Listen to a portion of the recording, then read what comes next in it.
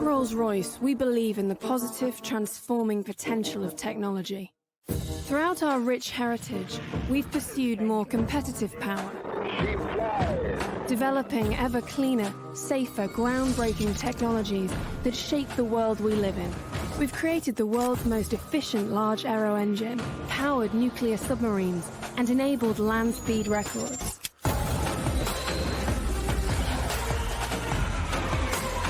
We've developed game-changing engineering solutions for supersonic jets, and even supported NASA missions on the edge of space. We disrupt, we challenge convention, we champion new solutions. We pioneer the power that matters. We're always looking forward, creating an environment where our people can be at their best, shape the future, and work on incredible projects that matter. We give them the freedom to grow, challenge, and be brilliant. We collaborate, innovate, and embrace different ways of thinking. We're pioneers. Together, we'll advance beyond tomorrow. Welcome back. I'm Fayon Dixon.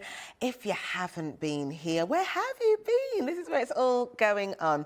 So we have now got a wonderful employment engagement session with Rolls-Royce, and it's time for you to meet them.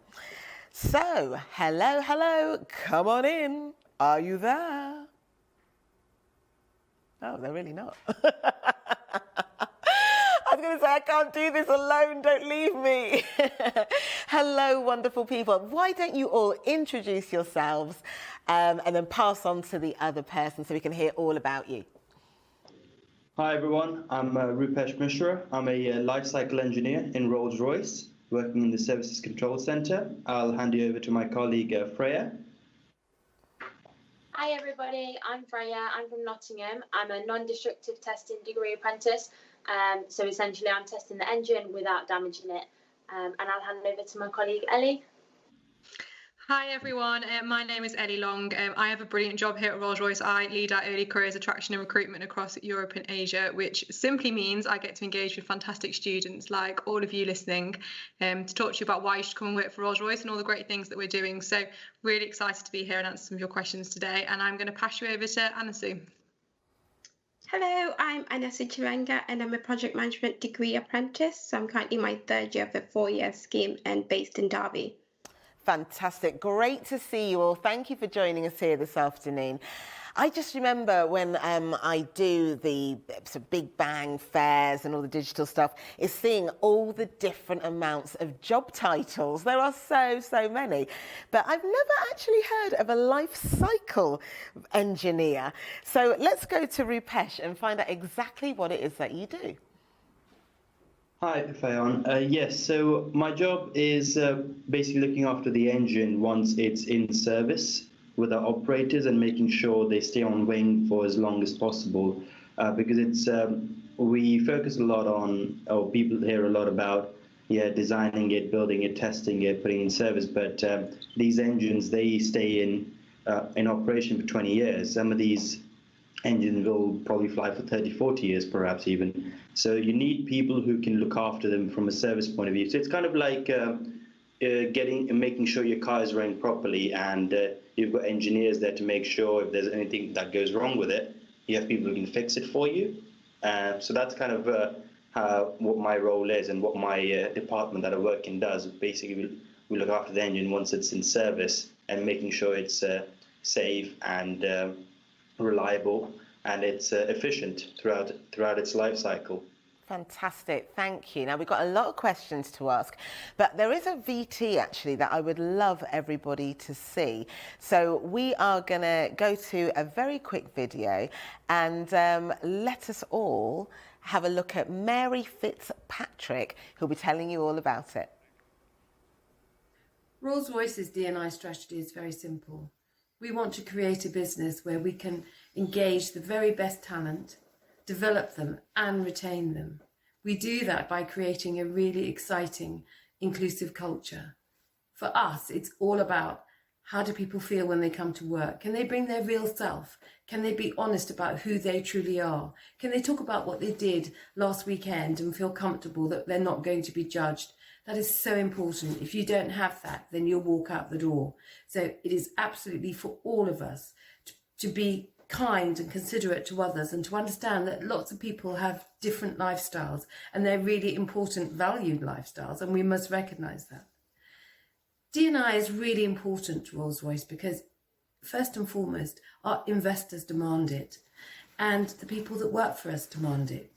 Everybody needs to know that for us, diversity and inclusion is top of the agenda. It is driven by our CEO and by our leaders. We feel that it's really important that everybody understands that if you cannot think about others, then, you need to have a rethink, because thinking about others is the way to create a kind and loving world. I'm really excited to be at Rolls-Royce because it is a fantastic company and it has a legacy like no other. But more importantly, I can sense already, I've only been here 2 months, but I can sense already that diversity and inclusion is really important to everybody. It's something that they take with them and they embed in everything they do. And I would encourage all of you to do that too. Collaborate with each other, sit down and talk and find out what it is that makes somebody else tick and see what you can do to make things better for them. Thank you. Thank you so much, Mary. What a very wonderful and powerful message. Thank you. So we're going to get back to the Q&A now, and we're going to come to Anna Sue. Anna Sue, how did you get into your career? Yeah, so that's a long story, but so I wasn't too sure what I wanted to do when I was in my A-levels. I was really confused. Didn't know what I wanted to do, and I come from a traditionally African household. So my mom was like, "Oh, engineering or medicine? We want a doctor in the house." So that was majority of my options, and I actually went to university for 2 years studying chemical engineering, but didn't enjoy it. So I decided to leave and started looking at apprenticeships because I knew that I still wanted my degree, but I also wanted to work because I'd worked for a year and absolutely loved that. And even though I didn't enjoy engineering, I still wanted to be in the industry. So I found the project management apprenticeship at Rolls-Royce, which basically gave me the best of both worlds, that I'm in an engineering industry, but I'm not an engineer. I still get to do stuff that I enjoy, the people aspect of my job, and I still get my degree. Yeah. So a little encouragement from Mum. I love that. We need a doctor in the house. No pressure. But you got where you got what you wanted, and Mum got what she wanted too. You're in a fantastic role. Thank you. Now, Freya, I want to know what you are up to. You are a non-destructive testing degree apprentice. What does that even mean? So essentially the apprentice side of it is that I work full time, but then I also get a degree paid for by Rolls-Royce. As far as my actual really long job title, non-destructive testing, essentially I need to make sure before it gets to Rupesh and in service and he's having a look at it that side, before it's actually released and is on the plane, we need to obviously make sure that it's safe. And the thing is, you have to do that without damaging the parts itself, otherwise it becomes useless. So I use a variety of methods such as X-ray, so what you'd go to hospital if you've broken your bone, or ultrasonic waves, which are, if someone's pregnant and have a baby, then obviously that's what the ultrasound scan is. So it's a variety of different methods to look at the internal structure of the components that make up the engine. And then basically I analyse those and then decide whether we can pass that or fail. Brilliant. Gosh, so vast. It really is incredible, isn't it? And you're just at the beginning of your career as well. Gosh, amazing. You've touched on so much. So speaking about careers, let's go to Ellie now. Ellie, what kind of opportunities can you offer young people? Yeah, so I think something that I'm really proud of is that we have opportunities for young people of all backgrounds and all levels and experience, no matter at what kind of point you're looking or thinking of joining Rolls-Royce. So anything from our traineeship, which we've just recently launched, which supports students who may kind of not know what they want to do and may have struggled with their exams at school and are kind of looking for that kind of next step, right through to different apprenticeship opportunities that we have. So we have post GCSE apprenticeships for you to come and join us, or we have degree or higher level apprenticeships which are following A levels, right through to then our graduate and university opportunities, which can kind of comprise of either doing an internship with us during a summer break, or a year-long internship with us, through to actually joining us more permanently on a graduate programme. Cool, so many opportunities out there. So I want to find out from Rupesh now, when you were doing your graduate placement, what was the hardest role that you had? So on my graduate placement, I think I was quite lucky to be placed in a factory called the PTF, where we assemble brand new engines essentially. So the hardest bit was understanding how it all kind of went together, because it's not something I had any experience of. So it was like you people would point out different components to me in the office. I was like, I have no idea what any of these mean at the moment.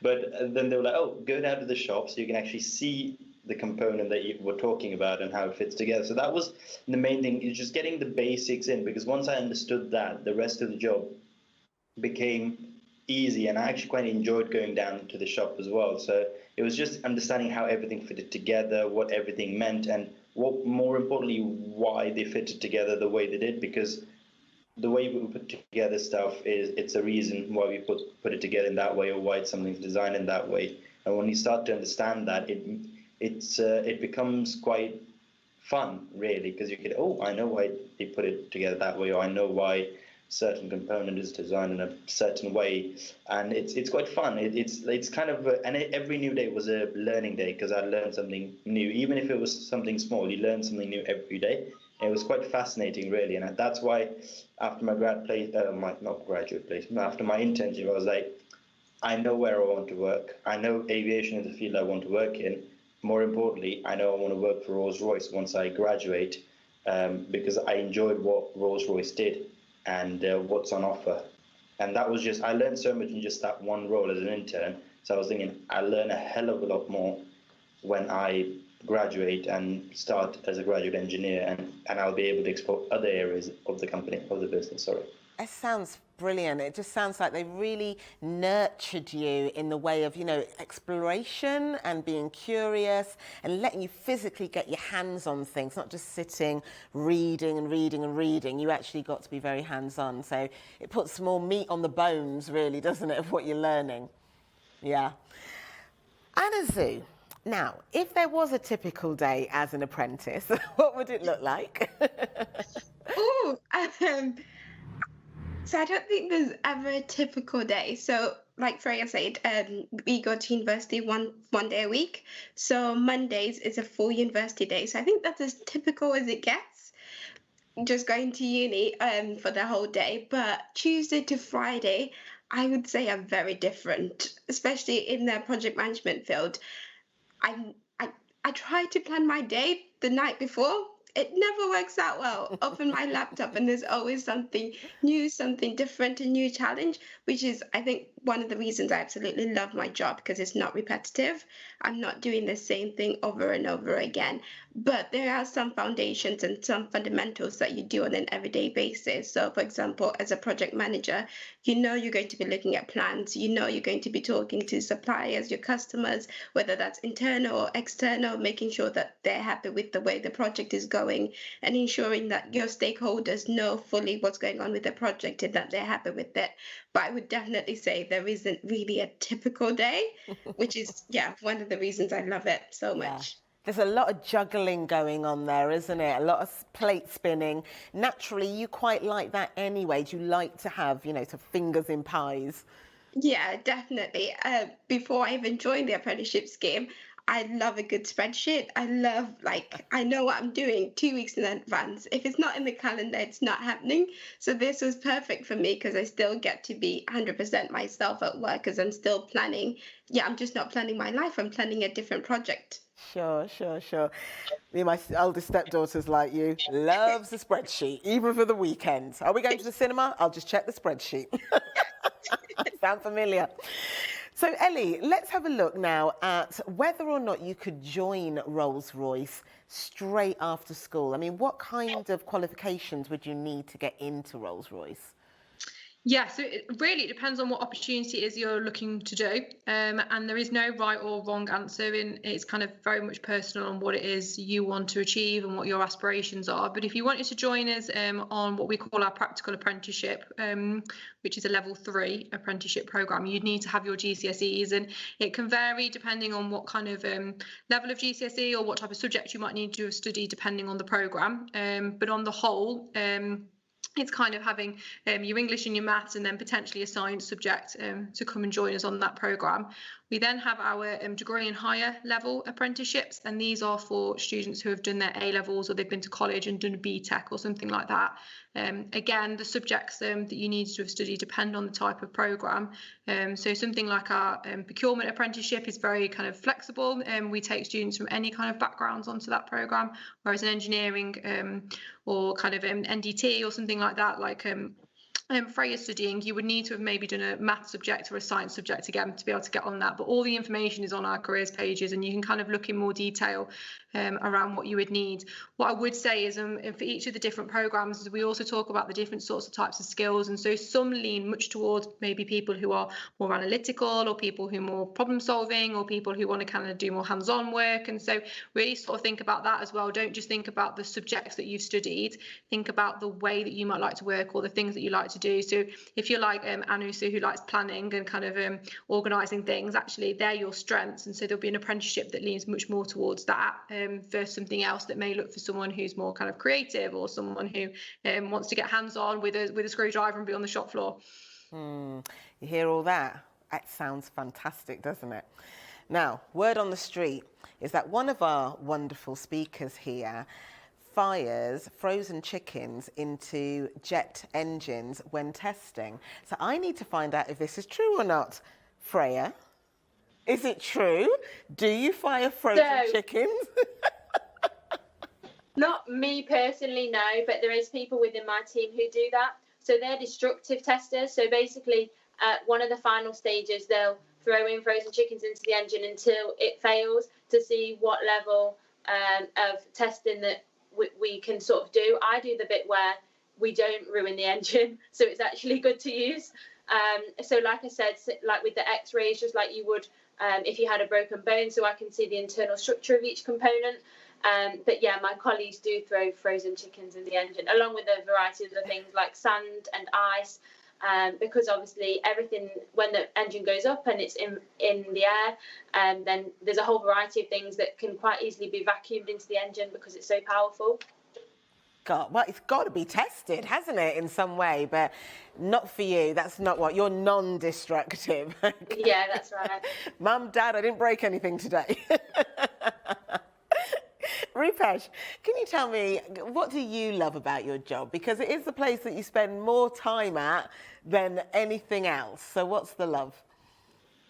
Well, the thing is, with my job, I get to see different new things all the time. I mean, aviation is my passion. I've loved it since I was like 4 years old. So working in the industry is fun enough already. But in this job, I get to see something new every day. So we work with our customers. We're like the first line of support in my team for our customers. So if they have any issues, they would contact our service representatives that are based with them, and they would contact us, and we would then go about resolving them. So it may be looking at damaged blades or whatever it may be, and then giving them appropriate troubleshooting. So it's something new all the time, and because in my team we support all different engine types, so engines that were designed and have been in service even before I was born, actually, to the brand new engine that's in service, which is the which is the Trent 7000. So we get to work on all different types of engines that Rolls-Royce has produced, and all different systems of it, so oil, fuel, hardware issues, software issues. So it's quite fun because every day is different in some ways, because you might be working on a engine that's been in service for 30 years, and it's got some corrosion on the casing, and the next day you might be working on an engine that's only been in service for 3 months even, and they might say, can you check this for us? And so it's the variation from day to day, as Anisu said.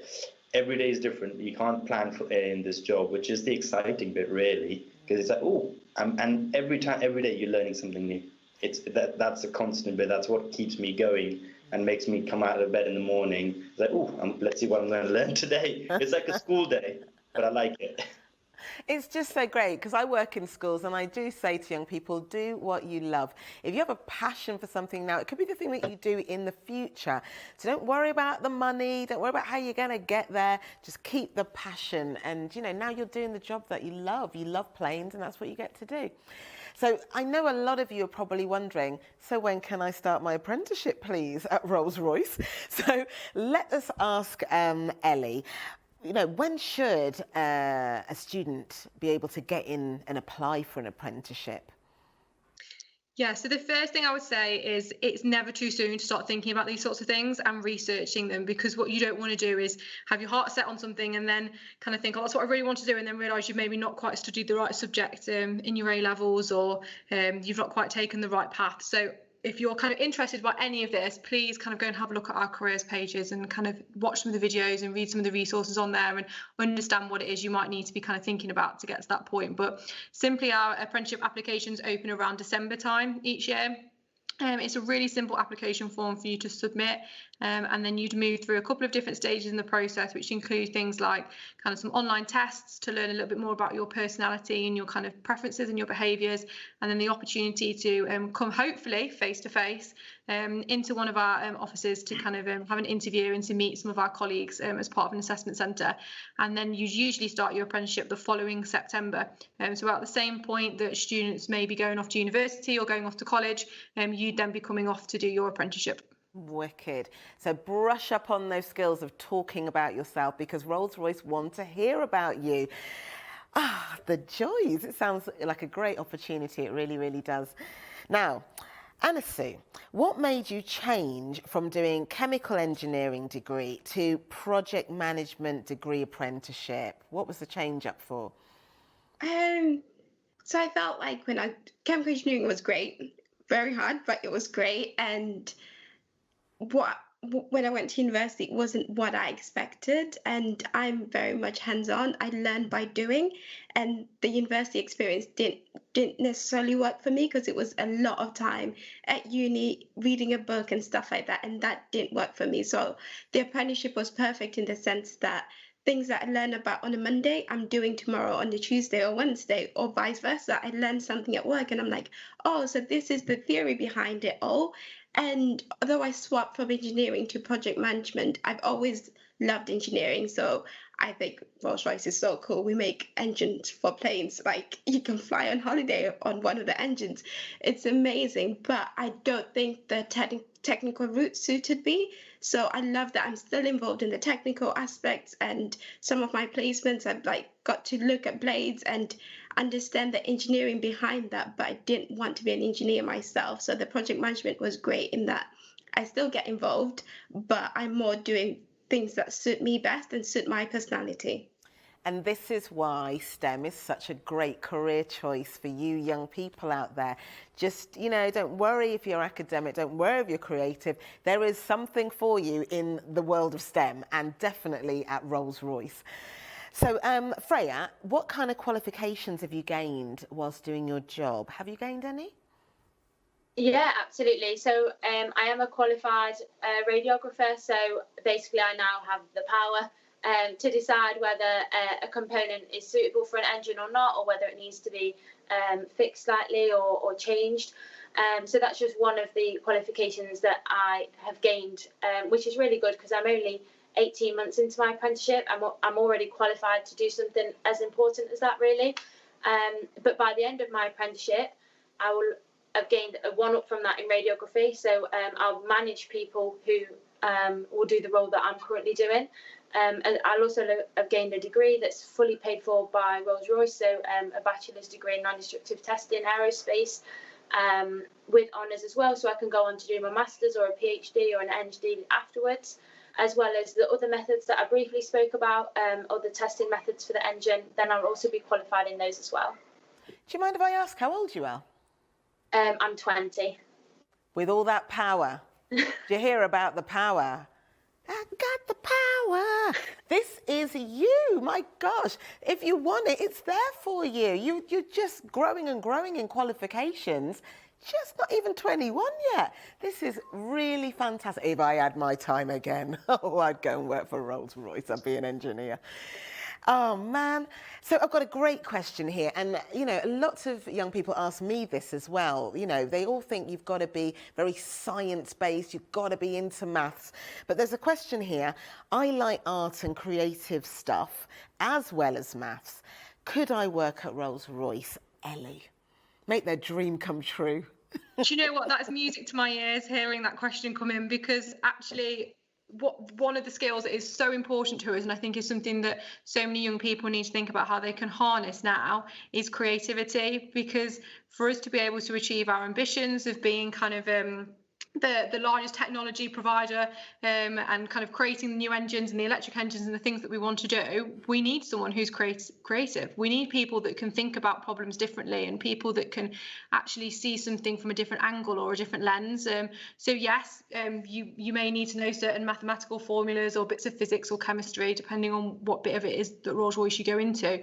But actually creativity is a massive part of it. And that's why attracting people from all sorts of different types of backgrounds and different skills and people that have got different experiences is so important to us, because having that team of all those different creative brains and minds put together is what's really going to help us achieve the things of the future. So simply, yes, definitely. I'm starting to think it's not too late for me to become an engineer.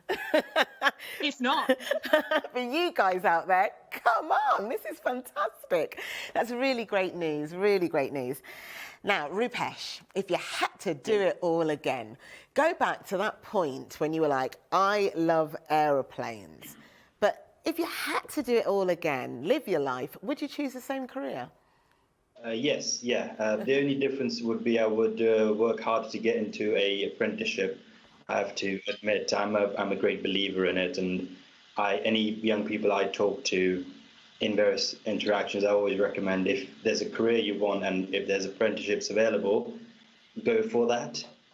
That's the only change I would make in mind, go for an apprenticeship. Not saying that going to university and degree is a bad thing, it's just I feel like every apprentice I've worked with within Rolls-Royce in my last 3 or 4 years, it's just incredible how knowledgeable they are, how smart they are, and how much more experience they have compared to a fresh university graduate. So that's the only difference I would make, and work hard to get into an apprenticeship because they're just so competitive to get into.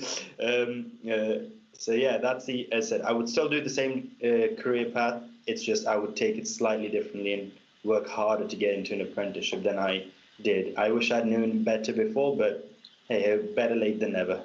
At least I can tell other people that my experience, and hopefully they'll be able to benefit from it. Yeah. But I mean, you got to the destination. That's true, yeah. Yeah, just a different route. Way. The destination is where I want to be. Yeah, excellent, excellent.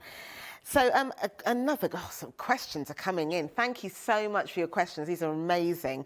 Someone has said, I watched the electric plane video this morning. Could I get an apprentice role working on that? And that's to Ellie.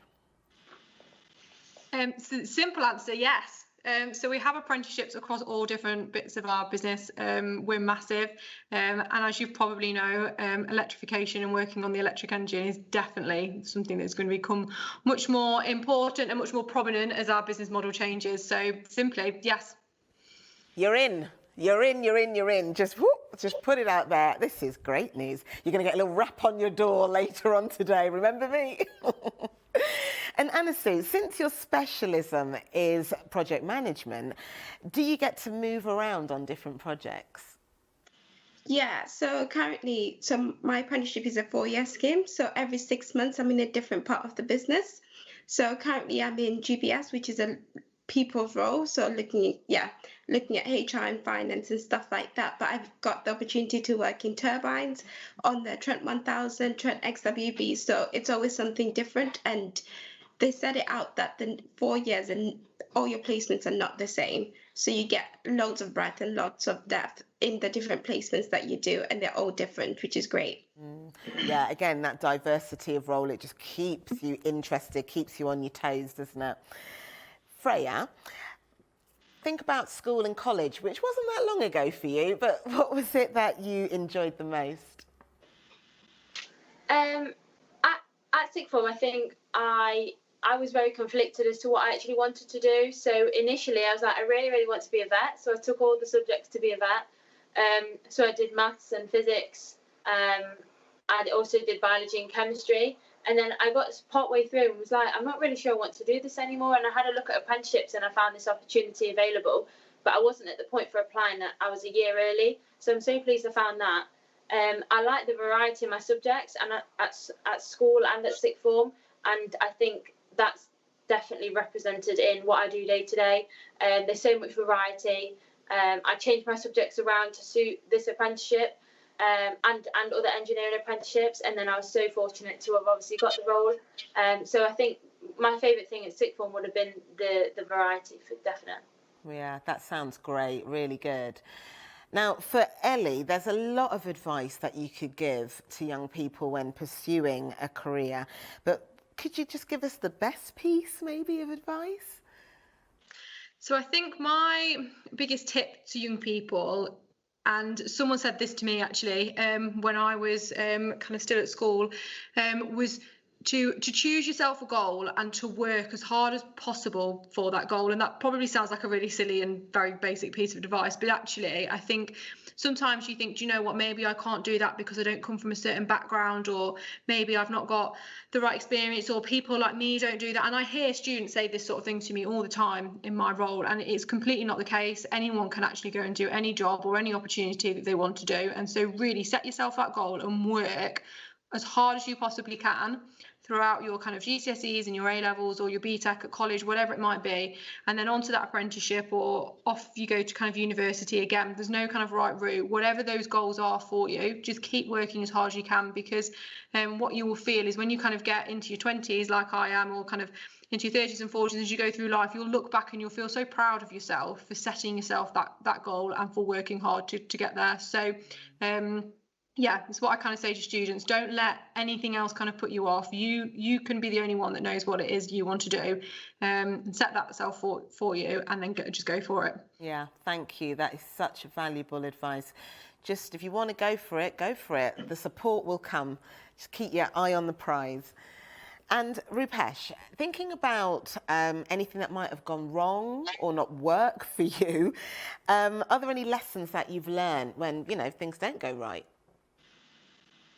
Yeah, I mean, it's failure is stepping stone to success, isn't it? And it's when things don't go wrong, it's fairly easy to just kind of close yourself off and like not talk to anyone and just feel sorry for yourself. So I think the biggest thing is it's use that moment as a learning. Give yourself a few minutes, a few days if you want to, and then regroup yourself, and then go after figuring out what went wrong, why did it go wrong, and how I could have done it better the next time. And you'll learn a hell of a lot more from your mistakes and your failures. And I had an experience like that about a year and a half ago, where going into it, I thought I was very prepared, nothing can go wrong, I've got covered all the bases, and I overworked it myself in my head, and thing happened, it didn't quite work out, and I was thinking, what went wrong? I was feeling very sorry for myself, but like about a day or two later, I was like, you know what? Nothing is going to happen by just, talking to myself and trying to figure out myself. So I went to people who I did the work with and asked them, like, let's see what went wrong, what could have been done better, what improvements could be made, and ended up with a long list of things that could be improved. I was like, oh, I hadn't thought of those things. Why didn't I think of those things? And so next time, took count of all of those things, and I was successful in what I was trying to achieve.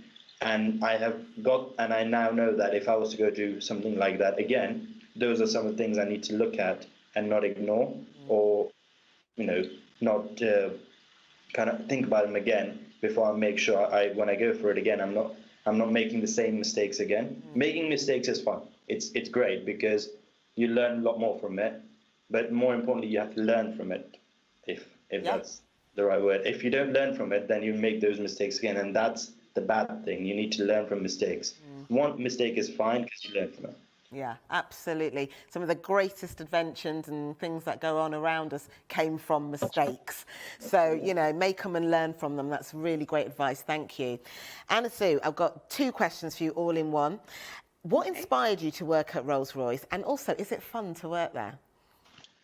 I'll start with the second one. Yes, it's so much fun. There's so many different things that you can get involved in that are not just work related. So on top of my day job, I'm also the secretary and the comms lead for the African Caribbean Pioneers Network, so which is one of our ERGs within the company, trying to get a more diverse workforce. So you can find different things that you're passionate about and get involved. So definitely, it's so much fun. Absolutely loved it. What inspired me to work at Rolls-Royce? So personally, I didn't know anyone who worked at Rolls-Royce or who had ever worked at Rolls-Royce. My first experience at Rolls-Royce was going for the interview. So I remember when I was young, my dad always used to motivate me and say, be the first at something. Yeah, don't just limit yourself to what you know. So I was like, I'm going to go out there, go for a big company that I've never really had an experience with. And if it works, it works. I think, yeah. I'm not sure if I was inspired, but I was just like, oh, let's try something different. It just sounds like it's all worked out. So well done, and lovely advice from Dad as well. We're wrapped. This is it. I could talk and talk and talk to you guys so much more.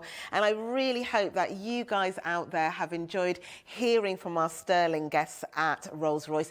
Thank you to all of you. Thank you for all the great work that you're doing. Thank you for having us. Thanks.